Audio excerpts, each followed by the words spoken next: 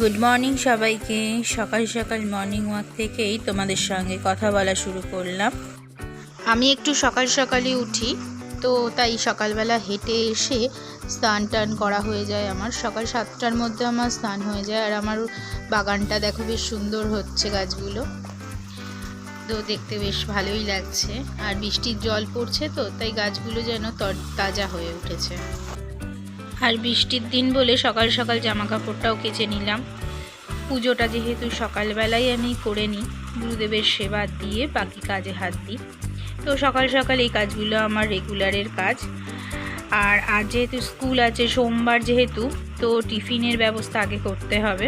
Plus আমার কর্তামশাইও এসে যাবে টিফিন খেতে, তাই আজ লুচি করে ফেললাম সকালের টিফিনে। দুটো কাজই হয়ে যাবে একসঙ্গে। তো লুচির সঙ্গে আলু চচ্চড়ি আর একটু পায়েস ছিল, ব্যাস আজকে সকালের টিফিনটা বেশ জমে যাবে। আর পড়ার ব্যাগটা শুধু বাড়িতে নাবাতে অপেক্ষা, তারপরে আর সময় থাকে না, তাই ভাত খাওয়ানো থেকে টিফিন গোছানো থেকে সবটাই মোটামুটি আমায় করে দিতে হয়। আর সকাল সকাল একটু চিকেন করেও ফেলেছিলাম, তাই ওই দিয়েই ভাতটা খেয়ে নিয়েছে।